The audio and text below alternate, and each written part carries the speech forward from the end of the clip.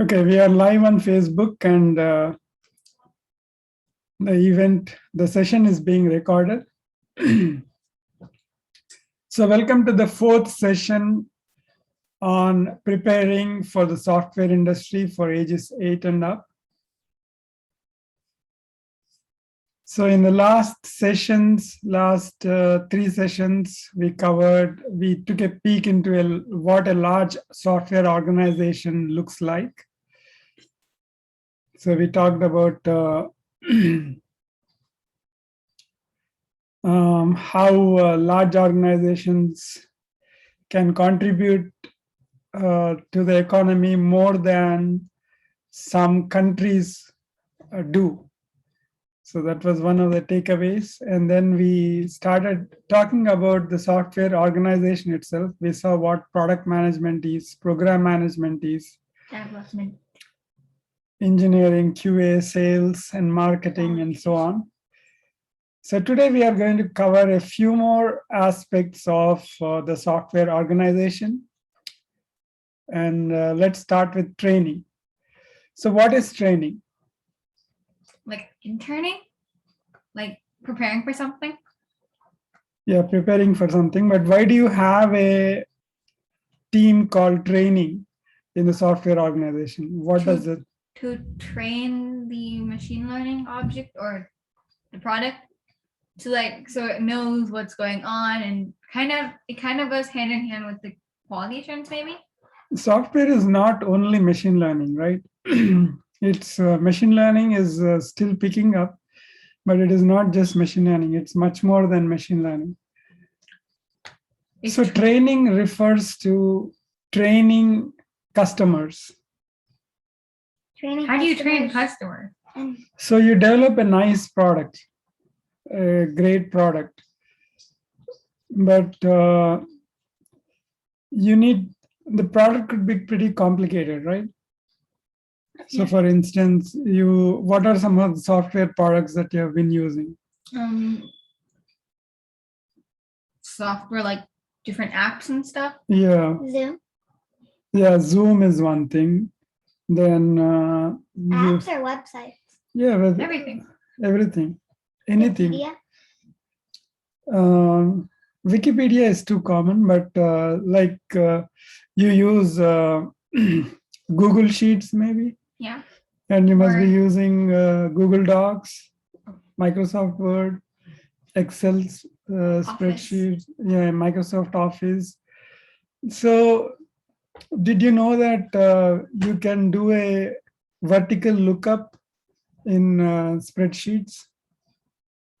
Did you know that you can flip columns into rows? You can convert columns into rows and rows into columns in a spreadsheet.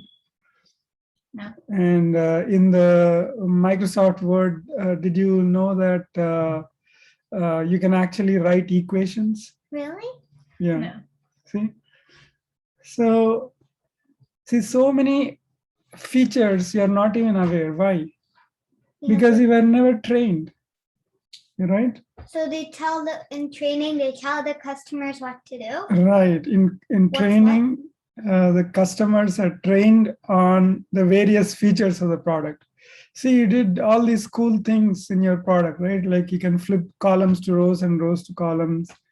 You can do vertical lookups. But if nobody's even using them. Yeah. So you do all these cool things, and if the customers don't even know about them, like your customers, right? You did not even know about those cool features. So they go wasted. So that's the reason why there's a training department. Do they basically make the user manual? Yeah, user manuals, I think we already talked, right? TechPubs. TechPubs is responsible for making the user manuals. But the training department actually trains the customers in a room. So it's like a classroom. Really? Yeah. So the customers pay money and attend classes in a classroom. Of course, now it's all virtual, but that's how it used to be. But that's is not fair. Is it like those Udemy courses that show how to use Microsoft Word and stuff like that. Yeah, Udemy courses. Yeah, these days you have Udemy courses and all that. But until the Udemy courses pick up on the product, see, it takes a lot of time for somebody to learn the product and then make a course and put it on Udemy, right? So that takes a while. So until that time, so Microsoft Word and Google Sheets, all those products are pretty established. It's been a long time since Do all software companies have a training department? most of the software companies. And so it's a significant part of the company. They make a lot of money through training also. And it's a win-win situation. The customers get to know new features, how to use the product in different ways. And the company also makes money through training, not only through training, and it's also some kind of marketing, right? Suppose the customers who come for training learn that they are able to do all these cool things with Microsoft Word or Microsoft Excel. They may spread that word to others, and others may other companies or other employees may like to get the product for themselves as well. So it's kind of marketing. So the training team is basically like teachers, right? Yeah, training team is mostly like teachers, but they don't teach just concepts. They teach the tool features. It's not like they're going to teach you concepts like how to program in Python, and that's not what they're going to do. So they're instead going to focus on training about the product. And sometimes this training is given to the internal employees also. Within the organization, some employees may want to know about the features of the products developed by other teams. So in that case also, there is training. So that is the training department. So back in the days when computers were new and stuff like that, the training department, people who worked in the training department were respected highly because computer literacy was so low. In my first company where I worked, those days computer literacy was very low. So many people did not know what computers really did. So these training departments in our company, when customers came, they would respect the training department employees like gods. So they would think, oh my God, he is explaining so well and all that. What does literacy mean? Literacy means knowledge. So computer knowledge was very low that time. Today, even kids like you are able to use them, right? So those days it was very low. So, but still training is a well-respected organization or group of any software organization. Okay, the next group we can talk about is the customer service, right? So you sell the product, you train the customers, they are using the product, and then they run into issues. The issues could be usage related, the issues could be real bugs, real problems in your software. The issues could be something that is not yet there in your product. So all these issues. So for that, there is a whole lot of employees working for customer service. So do they have like one customer who tells all the bad things? Do they have a customer that tells all the bad things and before they actually release it? Or is it real customers? They're real customers. So that happens. The customers who tell bad things before it is released, they are called beta customers. So the product is in beta. Yeah, that's a good Isn't question. beta the Greek word for beat? Yeah. So Customers? so the way product is, that's a very good question actually. I don't know if I'm going to cover it separately. So let me tell you right away. So the product, like we talked last time, it usually starts in a garage, right? That's how a company starts. So when the company grows, it's not just one product, there could be many number of products, right? So these products then are put through a cycle. So there's a product life cycle. So there's a, in the development phase, the developers write the code and the QA engineers test the code, make sure that it's all good. And then there are a lot of phases in the product life cycle and the release life cycle as well. So there are some milestones in the software development process. So one milestone is called handoff. So the product, once it is developed, it is handed off to QA, it is handed off to operations, and so on and so forth, right?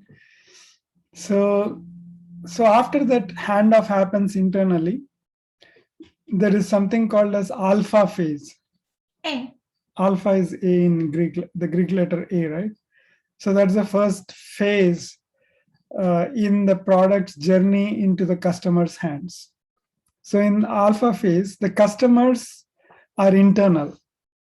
So like for instance, when Cisco develops access points, you know access points, right? Wireless access points, like the one we have in the homes. So Wi-Fi, right? Yeah, Wi-Fi. They're called access points. So when Cisco develops those kind of access points, the first testers are Cisco employees themselves. So in some of the rooms of the Cisco office, the access points are replaced with these access points, the new access points, to test the features. And the employees sitting in that floor, in that room, they use the access points and see if there are any problems. What happens if they don't work and then they're not able to work for an entire day or two? Yeah, so they also have contingency plans in place. So if this access point is not working, they quickly go and either fix it or switch the users over to another access point. What if no access points are working? No, there are already access points production level, right? They're already production grade access points, which the employees were already using. So just for some time, those production access points are replaced or are switched to use these, the users are switched to use these alpha release access points, which are still in experimentation phase. So I mean, before, because if you release a product directly to the customers and if the customers find problems, it's a serious thing, right? The reputation will go. Suppose you start using a product which is not fully tested and you encounter a lot of problems. You're going to tell all your friends. And nobody will buy it. And no one is going to buy them. So that's the reason why the product must be fully tested. First by the QA engineers, first by the development teams themselves. They write unit tests, what are called as unit tests, to test their own code. Then the QA teams test the product. And then after that, there's this alpha phase where the internal users test the product. So it is internally released. And then there's a beta phase where some trusted customers are asked to test the product. Only trusted customers, just a handful of them. how can you gain trusted customers? You develop a relation with them, right? So some customers are very tolerant, they are very encouraging, right? Like just like students, some students are very encouraging, very tolerant, very inquisitive. They are good students. Some students are tough students, very difficult students, right? The same thing with every entity. Some companies are really easy to manage, some companies are difficult to manage. Some clients are easy to manage, some clients are difficult to manage. So like that, so the company has a set of trusted customers. So the product is first released to those trusted customers. So that is called the beta phase. Then all the issues that the beta customers raise are fixed, and only after that it is released to the market. The products are released to the market. So only when it is completely fully tested. So you see the phases. First is the developers themselves. Second is the QA engineers. Third is the internal customers, alpha phase. Fourth is the beta customers. And finally, the product is shipped. So there's something called FCS, first customer shipment. So that's the date when the customer goes out to, when the product goes out to the customers. See how much? That's a lot. Yeah, so it's but of course things are changing now. Like Facebook does thousands of releases in a day. So all this this entire release cycle, this product development cycle, used to take 1 year. When I was new in the US for my first job, it used to take 9 months actually, or 10 months. For a small software? Or No, like for a release. so like a full, just like one technique or a full app? Full app. So you are using Microsoft Word, right? Which version of Microsoft Word are you using? Did you ever check? 2.7.100 or something. So if you open you check? Microsoft Word, It'll say yeah, at the bottom.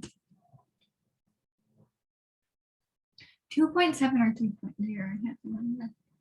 so if you go to Microsoft Word, right, like this.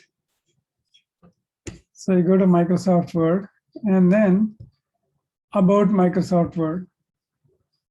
So this is version 16.54. That's a lot of versions. There's 16 more point. versions. There should be even more, right? Because Microsoft Word has been in place for more than 30 years, I think. So in those days, there used to be, I don't think it was called Microsoft Word. There was a software called WordStar. It was very much like Microsoft Word. There wasn't a Microsoft Word. They used something called WordStar.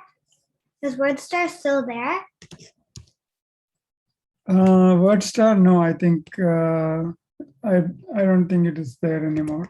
What's a volume license? So Because it says Microsoft, yeah, that's a good question. So Microsoft Word has two kinds of licenses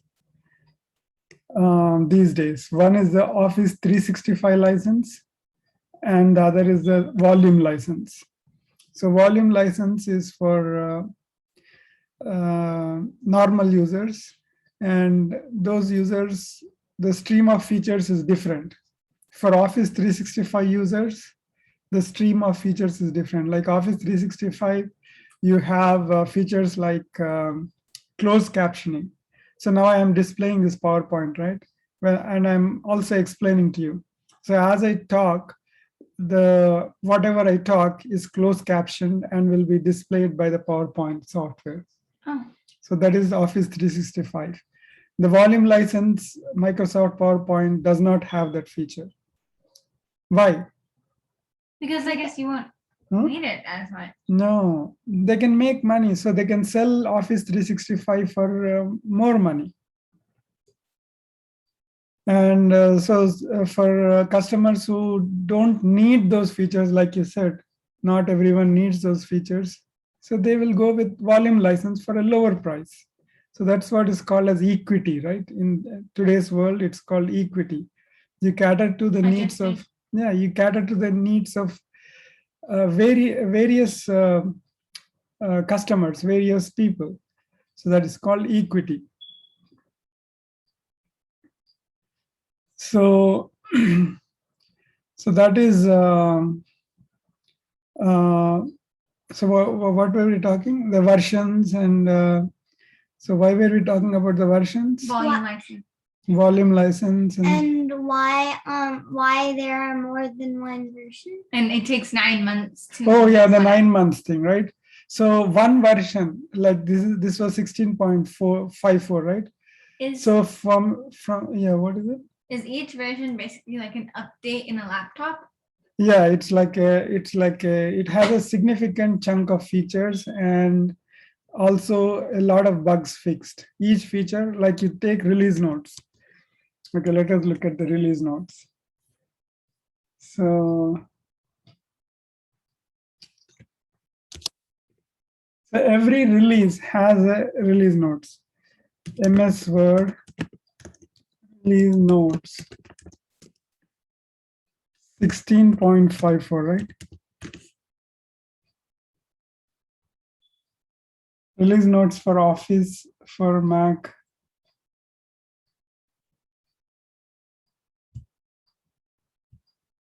So this is the release notes. So it will tell you what all bugs. October 12th. It was released on the 12th of October 2021. That's recent. Yeah. Really recent. So there are some feature updates. So what are the feature updates? Bring out your best writing with editor. Editor reviews your writing and other suggestions and offers suggestions for spelling, grammar, and all that stuff. So this is a new feature that they incorporated in 16.54. And then there are some security updates like Microsoft Word, there was some bug. So that was fixed, obviously. So what is that bug is described here. Microsoft Word remote code execution vulnerability. They fixed this. What's that? It is described here. So FAQs and exploitability, how people were misusing that feature and stuff like that. The vulnerability is explained. So that is fixed in this version. That's good. So every release has those kind of features, new features, and some of the bugs, existing bugs fixed. So like that, every release. So release 15.0, from release 15.0 to release 16.0, it would take around 9 months during those days. But the release cycles are much shorter these days. Like Facebook, I said, releases thousands of updates in just one day. In one day, it releases thousands of updates. So obviously things are different. Does that mean the engineers themselves are faster, or the software is faster? So they have different strategies. It's a long, lengthy lecture in itself. So every year we used to meet representatives from Cisco, Facebook, Twitter, Google. We all used to meet. I used to represent Cisco in those meetings.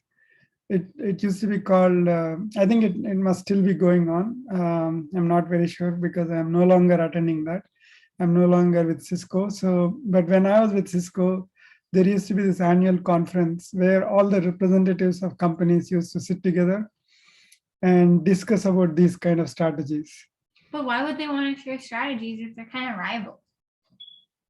Like Google's Word Docs, Google's Docs, but rivals Words. Right, exactly. That's a good question. So companies are rivals in certain ways. Companies are friends in certain ways. Like just like you students, you're rivals in one sense, like right, because not everyone can get honor roll. So you're rivals in one way. but you're all friends. You go out and play well. The same thing with companies. Companies are rivals in one way, they are friends in other ways. So actually, I can show you. There's a publication, Microsoft, which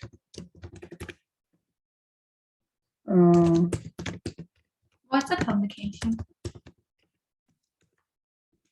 publication is something that's Is it like a publication of a book? yeah, something that is published to the public. But publications can be Microsoft Continuous Deployment at scale.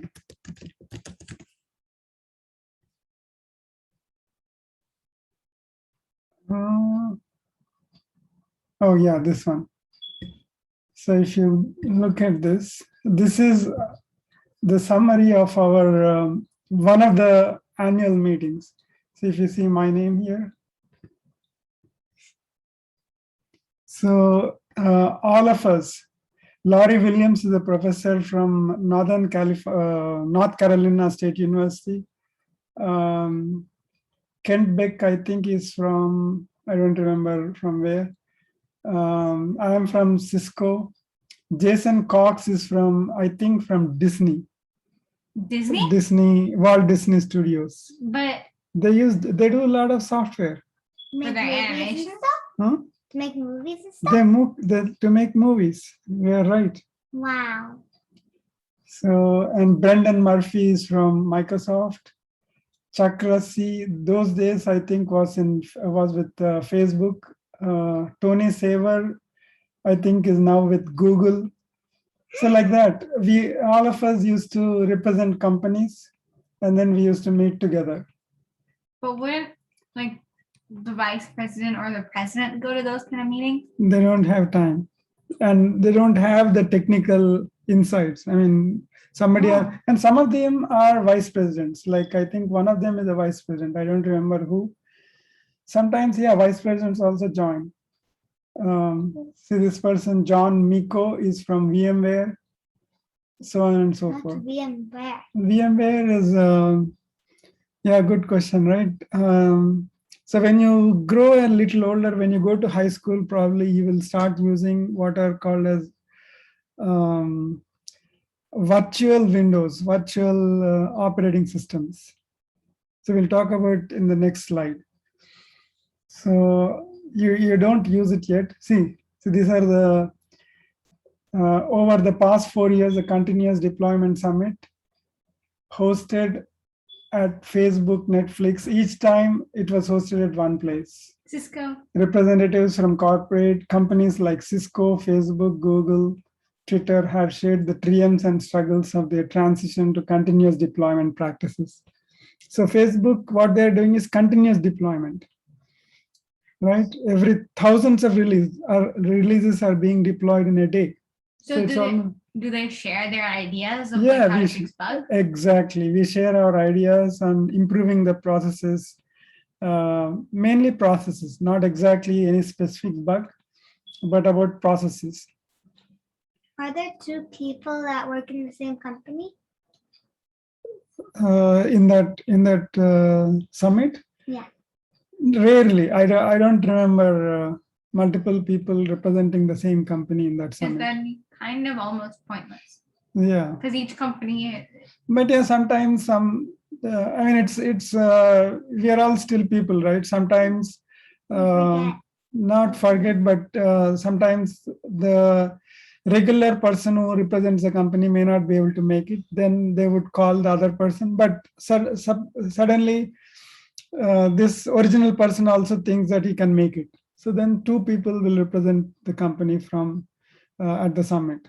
So things like that can happen, but typically, yeah, company representation is limited to usually one or two, not more than that, definitely.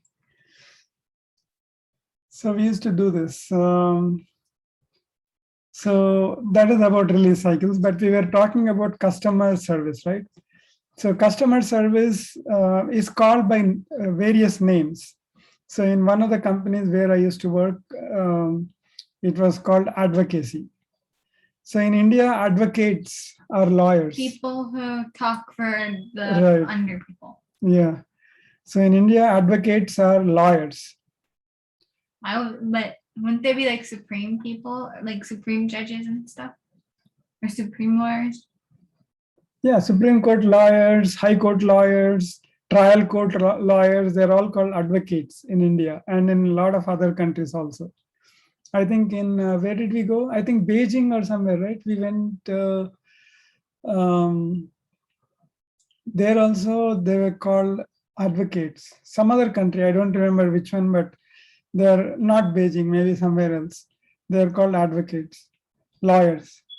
But in US, customer service employees are sometimes called advocates, customer advocates, because they are supposed to take the side of the customers. So if the customer reports a bug, then these advocates advocate for the customer with the development team. Are they still part of are they still employees? Do they still get Yes. paid by the company? Isn't that interesting? They are paid by the company to advocate for the customers. Why? Because customers are the kings. Companies get money from the customers. So they have advocates for the customers. Why So can't the customers just come and talk? Feedback sections and stuff. they do that also. So there is what is called as user conferences. Every year, there is a user conference. Typically, for every company has a user conference. Like we used to use a software called ClearCase, which was sold by Rational. It is now part of IBM. So every year there used to be a conference held by Rational or IBM. So if you see, I presented for 2 years there in a so Rational user conference. Pendyala. If I type my name,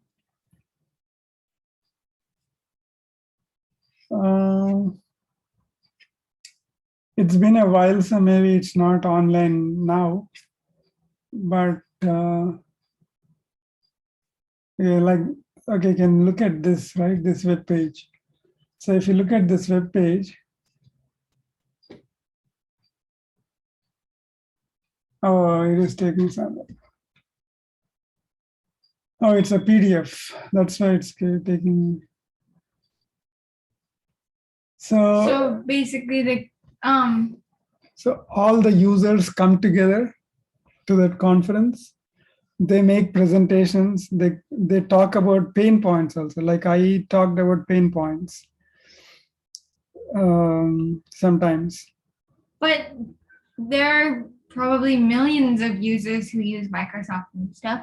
How would each and every one of them present, or do you have? No, you have to submit a proposal. Then the company approves that proposal. They don't allow anyone to talk like that. Yeah. Is it So like free to watch though? nowadays it's free, but in the olden days it used to cost a lot of money. Nowadays they just put the content online. Some of the companies put the content online, some of them don't. So could being a customer a job? Being a customer cannot be a job, right? You don't get paid. So the other user conference I used to attend is the Jenkins conference. So I made some presentations there also. See, like DevOps World. The conference used to be called DevOps World. And so as a user of their products, I used to. Is Jenkins also a company? Jenkins is a product. The company is called, what is it called? CloudBees. It's now called CloudBees. See?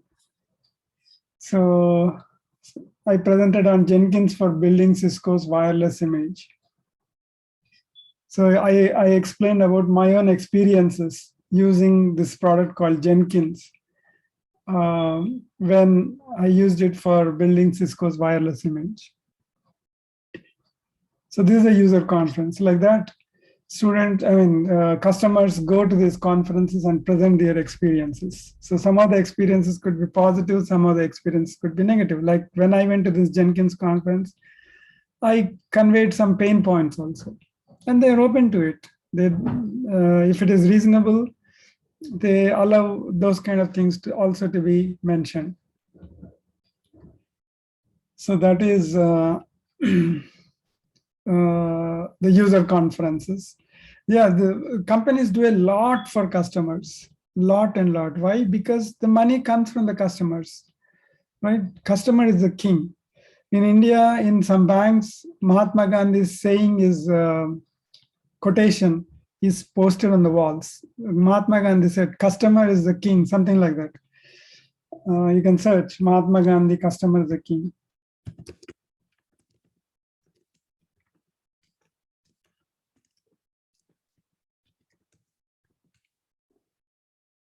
See, a customer is the most important visitor on your premises. He is not dependent on us. We are dependent on him. That is Mahatma Gandhi's quotation. So it is posted on most of the companies' walls, particularly banks. If you go to banks, at least when I was in India, that used to be the case. I don't know now. So customers are really important because without customers, there's no money for the company, right? Oh yeah, Mahatma Gandhi was a lawyer, wasn't he? Yeah, he was a lawyer too. So that makes sense. So, there are a whole lot of activity going on for exclusively for customers, and one of which is advocacy. In some other companies, it's called customer support, advocacy.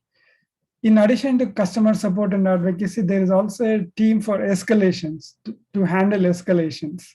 To make it better?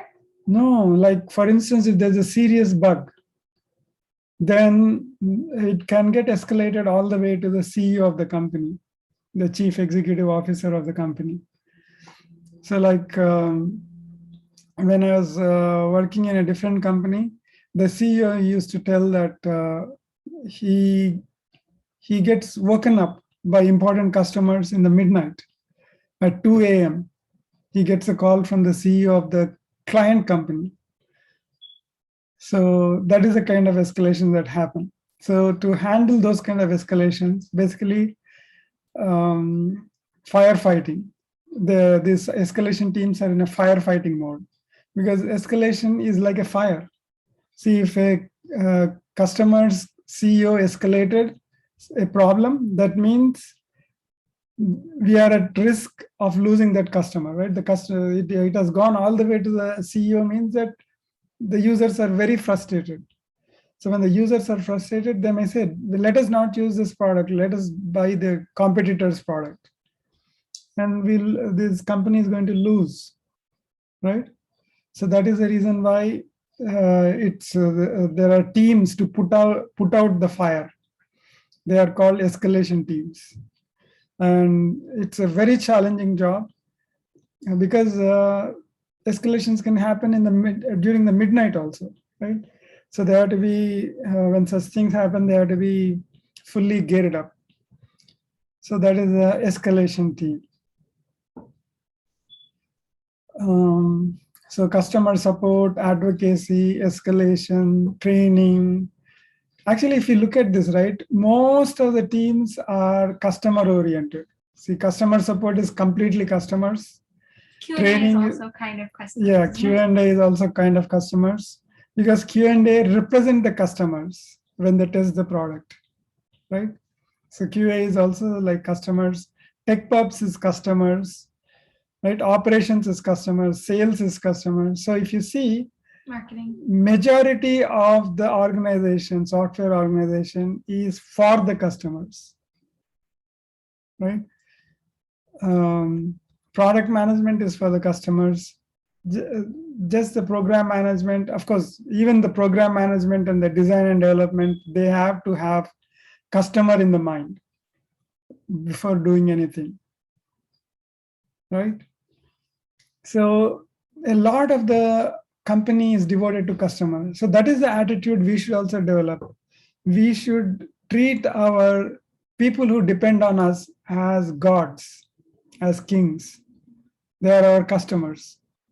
Like one of our professors used to say, you are our customers, you are our gods, like that he used to say. Because students are the customers for the professor, right? So we should be very we should be very cognizant of who our customers are and take care of their needs very diligently. What does cognizant mean? Cognizant means recognize. What is, the meaning of recognize, right? What does recognize mean? Like to know. To Yeah, mention. to know. To know. Cognizant means to become aware of. To know. To appreciate. Yeah. So we should know our customers, the people who depend on us, and then we should be fully oriented towards them. That is the attitude. That kind of attitude is what makes a person successful in careers. Customer focus. See, Amazon is a company which is highly customer focused. If you look at their logo, their motto, Amazon motto.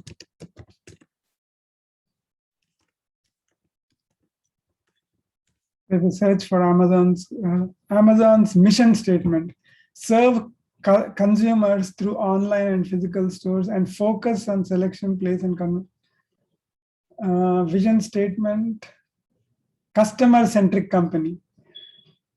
Amazon's vision statement is to be Earth's most customer-centric company, where customers can find and discover anything they might want to buy online. See? So they are so customer-centric. That is why Amazon is so well-respected, right? It is so popular. In 98, when it started, I did not even think that Amazon will be successful, frankly speaking. Because bookstores used to play a big role those days. Bookstores used to call major authors, major researchers. And then I met some great researchers. One of the great researchers in computer science is Donald Knuth. And you know where I met him? In a bookstore? In a bookstore, in a small bookstore called Stacy's in Cupertino. So it was just a couple of miles from where I was living then. And so this person was coming. I just went there and he just came there on one of the summer evenings in the summer, and he just talked. So bookstores used to be really great. And the other thing was that we used to go to bookstores and spend the whole day there. Reading. Yeah. So they used to allow that. It was almost like a library. So, but then nobody would buy their books. Everybody would just come and read. But still, they used to allow that. So same thing, right? Starbucks. People go there for internet connection. Some people go just for the internet connection. So Starbucks doesn't think, oh, these guys are not buying anything. They may just come and sit here and hog the benches or occupy the bench tables using Wi-Fi and not buying anything. No, that's not the case. So that's a business model. Some returns are not direct. Some returns are indirect. Like when you allow people to come use your Wi-Fi, you're building that goodwill. When you build the goodwill among people like the companies. So that is the strategy. That's one of the marketing strategies. All returns are not direct. See, like I talked about the loss leader concept, right? Last time, do you remember? What is loss leader? Like, is it like the loss function in machine learning? No. In marketing, there is a concept of loss leader. So like they place one item for super low and then they get another one for super duper. So why don't the stores think, oh, people are going to buy only the low priced item and not the others? They don't think like that, right? Because the human psychology is quite different. It's very complex. It's not that simple to understand. So if you understand the human psychology, it becomes a philosophy in marketing. Marketing is just psychology, customer psychology. So not everything is direct. So same thing with in our dealings also. You should not equate everything with money directly. So in the late 90s or late, I think, or maybe mid 90s, the concept of including goodwill of a company into the balance sheet of companies became popular. So they used to evaluate the goodwill that the company has and put that in the balance sheets of companies. So balance sheet indicates how profitable a company is. So as part of the balance sheet, they started including goodwill also. So not everything is money. So that's the biggest mistake youngsters make. Like my students also, they just apply. They don't. See, some students are yesterday I received a message on LinkedIn from a student who just applied for the program in San Jose State University. She did not even get admission and she wants assistantship positions and things like that. So that's not the way it works, right? You should first build the goodwill. Same thing, a lot of youngsters, they just used to send me a connection request on LinkedIn and then immediately ask for jobs and things like that, favors. That's not the way it looks. Connections work, right? You have to first build a rapport. You have to first build the trust. Just because somebody accepted your LinkedIn connection does not mean that that person trusts you completely, right? Because the LinkedIn connections could come from many places. So LinkedIn connection is just a stepping stone. After that, you have to do things which will impress your LinkedIn connection. So like another student, that student was very desperate on getting an assistantship. So what I tell such students is basically volunteer with me for a semester. So many students go back. They just want money, but that's not the way things work. Because tomorrow, if they don't get a job and they want to volunteer, if they don't get a job to stay in US, they have to volunteer for a nonprofit. So when they come for volunteering, I know that they are not interested in volunteering because when I offered them volunteering position, they did not take. If they are coming now, what does that mean? That They're means doing it because they have to. Yeah, they're doing it because they have to. They don't really have the passion for volunteering for research. So they're actually setting themselves up for failure, right? So many youngsters make this mistake. Everything they relate it to money because they don't understand. It's not their problem. They are not being trained properly. Their thought process hasn't evolved enough. That's what I look at it. That's how I look at it. So everything cannot be equated to money. I mean, eventually it may result in money, but you have to establish that trust. You have to first establish that rapport with your connections. That is most important. The other mistake that youngsters do is they sign up for everything, every opportunity, and they don't do justice to any of the tasks that they do. But how do you know which opportunity is best? That is the decision that you have to make. So you have to see what you're passionate about, where your skill set matches the opportunity, and then contribute to only those select few, because your youngsters are still in growing stage, right? They did not establish, they don't have the trust. Many people see, trust is the most important thing that a person has, and youngsters don't have the trust initially, right? Because nobody knows them. So the first thing they should do is to build the trust.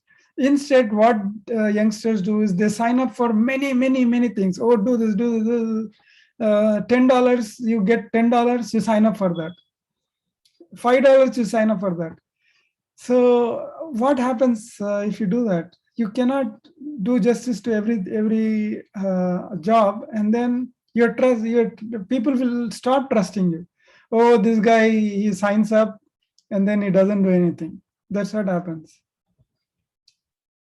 So building trust is very important.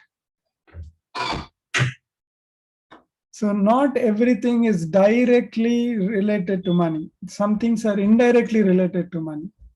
So that's where the company's strategy differs from our common intuition, right? So,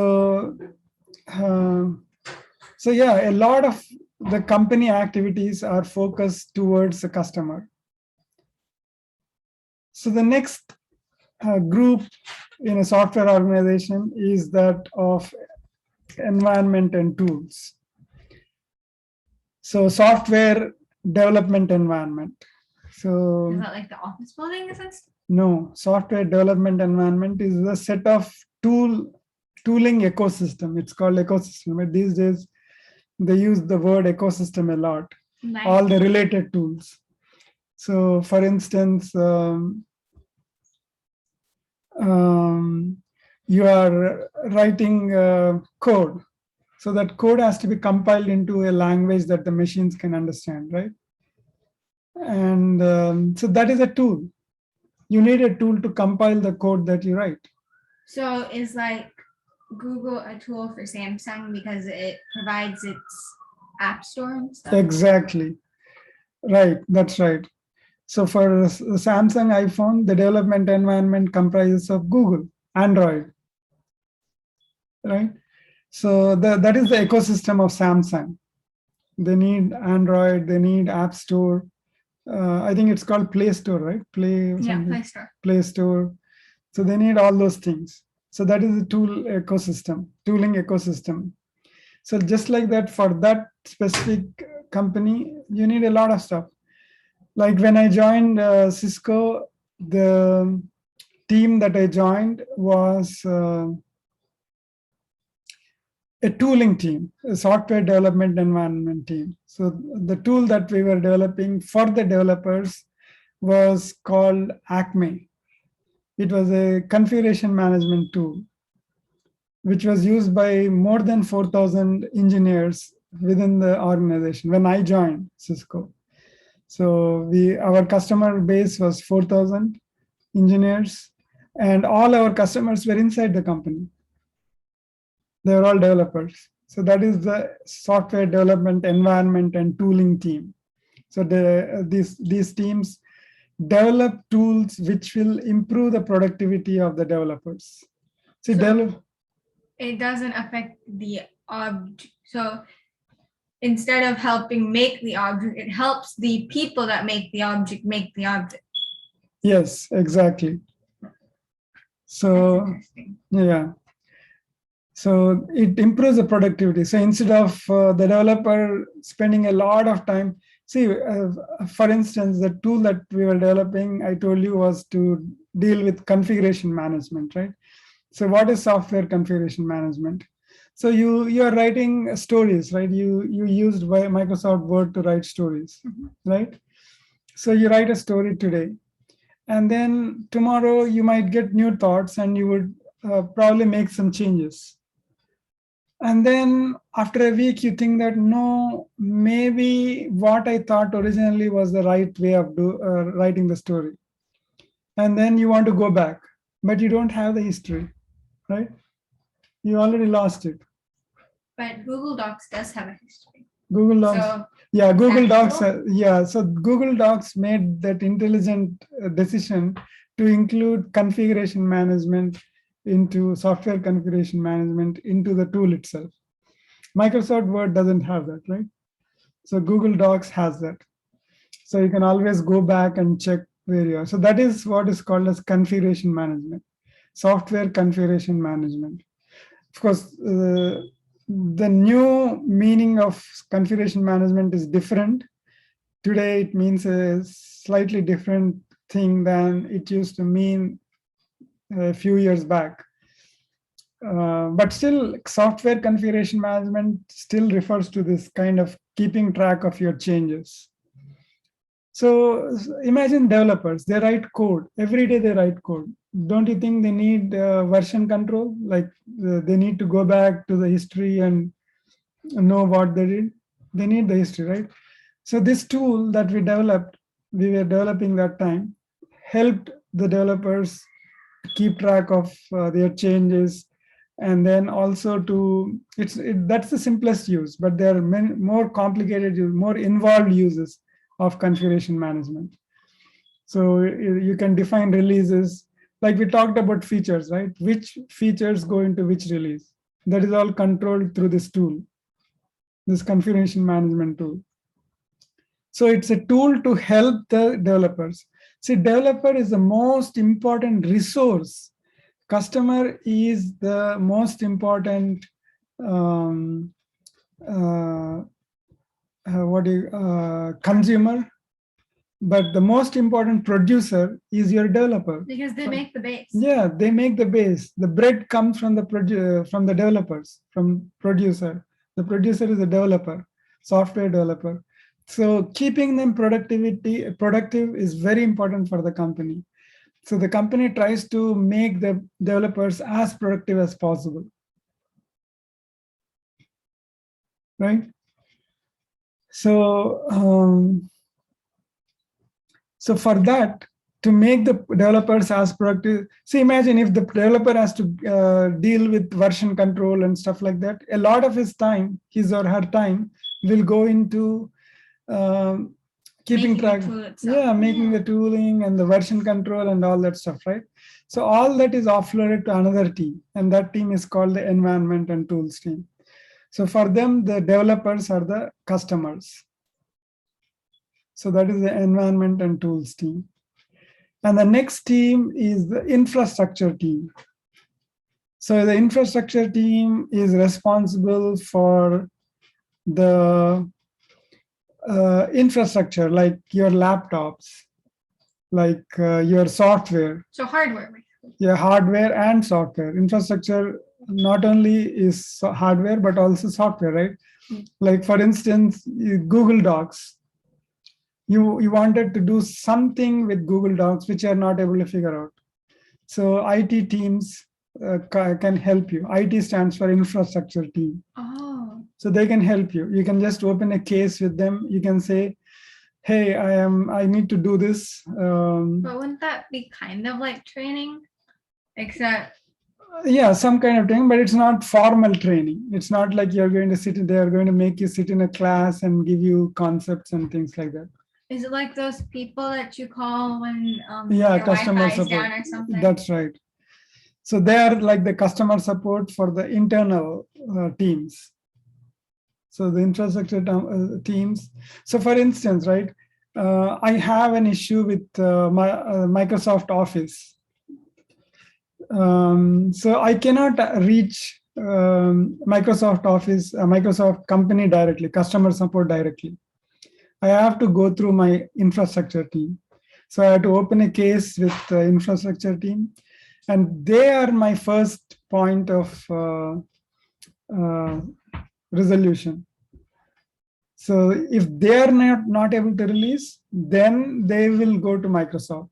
Microsoft does not allow us to reach them directly. Or else it would be crazy. Yeah.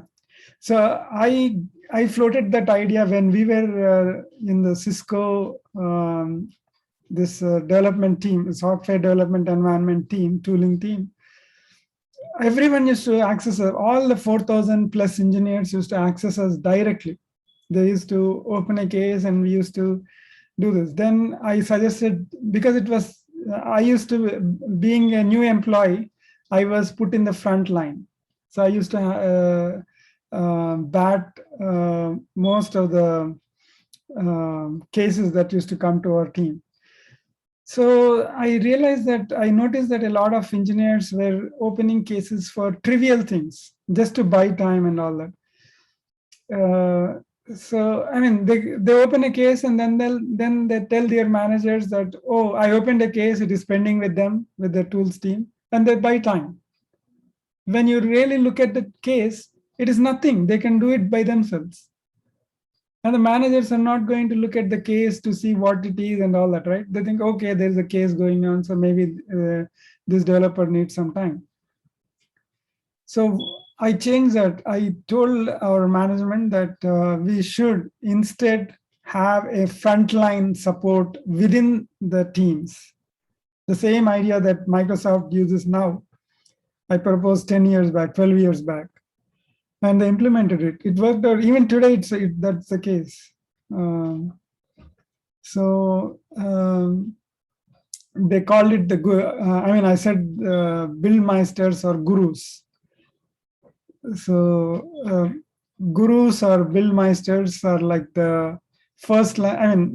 Build meisters I tried to implement in the next team that I joined, but it did not click well.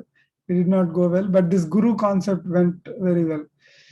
So there used to be gurus for every development team who would first field the cases. Just like the IT teams field the cases first. So that is the infrastructure team. And similarly, there are several other support functions which help the software developers perform their duties. Some of these support functions are not only for the development teams, but for other employees also. Like, what are some of the support functions you can think of in an organization? What about the actual employees that actually do the work? What do you mean? Oh, that'd be marketing, wouldn't it? Yeah, all of them are doing actual people work. that sell it in the store. Oh, that is retail. That is called retail. That is a marketing channel. Yeah, that's a marketing channel that you need to establish. But for a company to run, what are the support functions that you need to support? Besides these? Yeah. So like you started a company, right? You hired 100 developers, 200 QA engineers, 10 tech pubs engineers, and you just build the company from scratch now. So what all is needed? You need a studio, kind of. You need a studio and the material to do it. Yeah, the material to do it. Tools. Yeah, the tools. Then you need some people to actually start the base, the development engineer. Then you need somebody to check the base, the QA engineer. Yeah, you got all of them. All these teams do all that. What else is remaining in a company? Suppose you are the CEO. What else will you do? Who else will you hire to make sure that the company is running smoothly? Maybe like some kind of messenger or in between person, like say for customer service, if something goes wrong in customer service or in IT, even in IT, then they need to push it back to development or engineering. Maybe they need somebody to actually take it from one place to the other. Do you really need to hire people for that simple thing? Yeah, so you're right. So those kind of things are handled by program management. If there are issues between two departments, then the program manager is a liaison. People manager? Yeah, they talk between the teams. They are like the bridges between each of these teams. Okay, what else? People managers to manage people themselves, or are those the same as? They're grown from within the teams. Like the QA manager, the people manager for the QA teams will grow from within the QA teams. The person who is able to do well in QA and then is able to act like a leader, natural leader, they will get promoted to become a manager, people manager. Okay, what else? Is that all? Is it all that these people need to function? What about salaries? Don't you have to pay money to all these people? But can't like a person do that? Like each person gets this amount and then they just magically get paid that amount using the computer and stuff? No, it's not that easy. You can't manage finances like that, right? Is that the way it's done in home, for instance. When you do chores. They physically need somebody to distribute and calculate all the Yeah, there's a finance department. Oh, There's a huge finance department to manage the payroll, the accounts receivable, the accounts payable. Somebody has to buy the laptops, right, for you. So for that, you need to. but wouldn't the laptop people be Yeah. part of the tools though? Yeah, our infrastructure team makes the purchases, but for that, they need budget from somewhere, right? So all that is handled by the finance team. Similarly, how about human relations problems? Like Isn't that how do you research? promote them? Like you talked about people managers. How do you recognize the people managers within the team? How do you promote them?